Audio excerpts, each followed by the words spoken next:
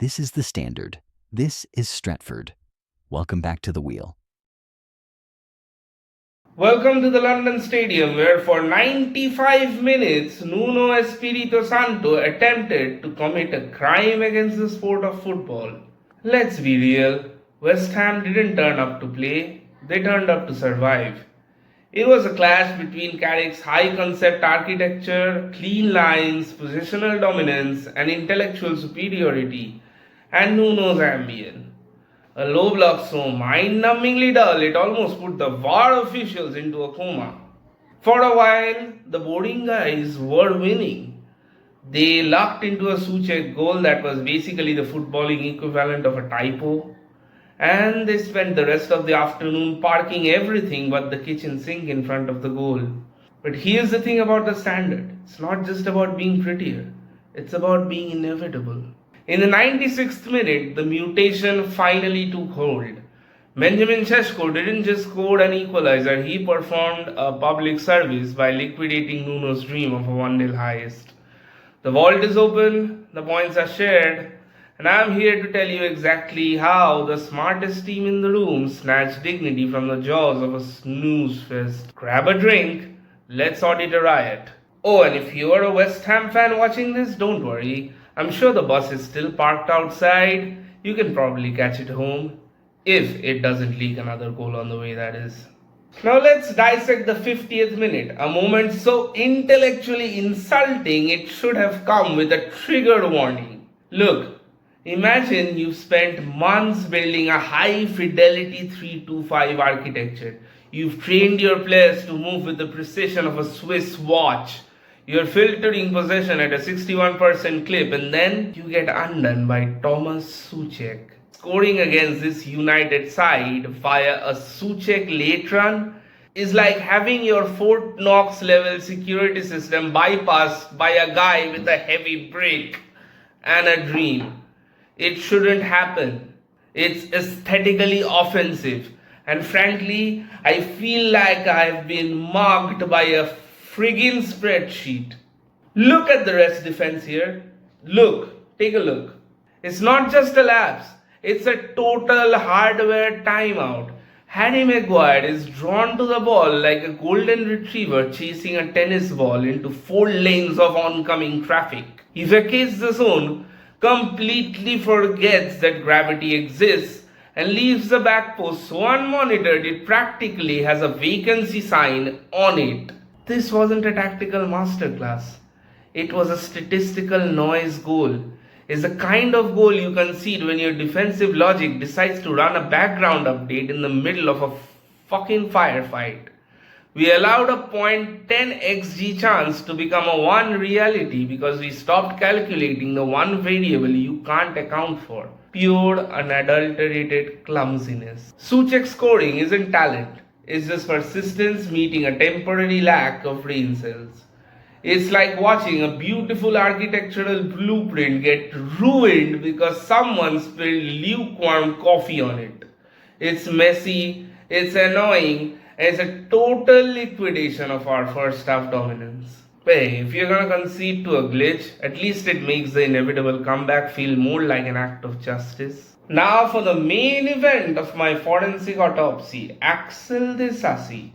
Watching Axel Disasi try to defend in a high-line system is like watching a Victorian-era chimney sweep try to operate a quantum computer, which is why Nuno set him up in a low block.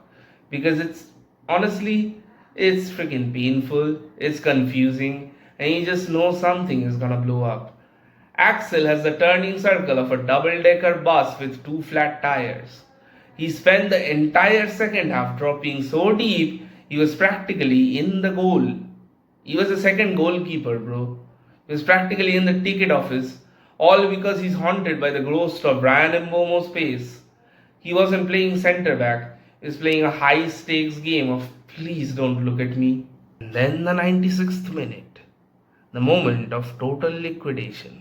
Look at his positioning when the ball drops. His brain is stuck in safe mode. While Benjamin Šeško is reacting with the speed of a calculated algorithm, Disasi is still trying to figure out which way is north. He didn't just lose the duel, He stood there and watched his dignity evaporate in real time. And don't even get me started on Freddy Potts. If honest running was a currency, Freddy would be a billionaire. But in a game of tactical chess, he's just a pawn that forgot which direction it's allowed to move. He was logically liquidated by Kobe Mainu 3 minutes after kickoff and spent the rest of the game wandering around the pitch like a tourist who lost his map. But let's get this right, okay? Nuno's system didn't fail because it was wrong. It failed because you can't build a vault out of cardboard and expect it to hold a 195 centimeter Slovenian sledgehammer. And honestly, if I were a West Ham fan, I wouldn't be mad at the referee. I'd be mad at the laws of physics for being so cruel to a man as slow as Axel. Enter the 88th minute. Carrick realizes that the 3-2-5 architecture is a bit too polite for a team that sparked a literal fleet of lorries, not even buses, total lorries in their own 6-yard box. So he stops trying to pick the lock and decides to drive a tank through the front door. He releases the Mutation. Now if you're a casual, you're looking at Joshua Zirkzee and wondering, why isn't he shooting? But you're not a casual, because you're watching me. Zirkzee is a technical Trojan horse. His entire job in the final 10 minutes was to drop into that D zone and create a gravity well so strong it forced Mavropanos to choose between his tactical instruction and his basic survival instincts. Look at this face. Zirkzee pulls the centre backs 3 yards out of the line, a tiny logic gap in Nuno's vault, and that's all it takes. While West Ham is busy panicking over a false 9, Benjamin Šeško, the Slovenian Pathogen himself, drifts into the vacuum.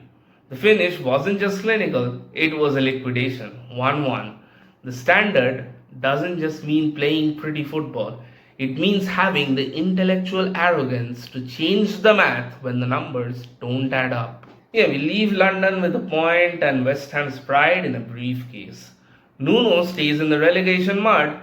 Carrick keeps the ROI of this project in the green. And Axel Disasi is probably still trying to turn around to see where the ball went.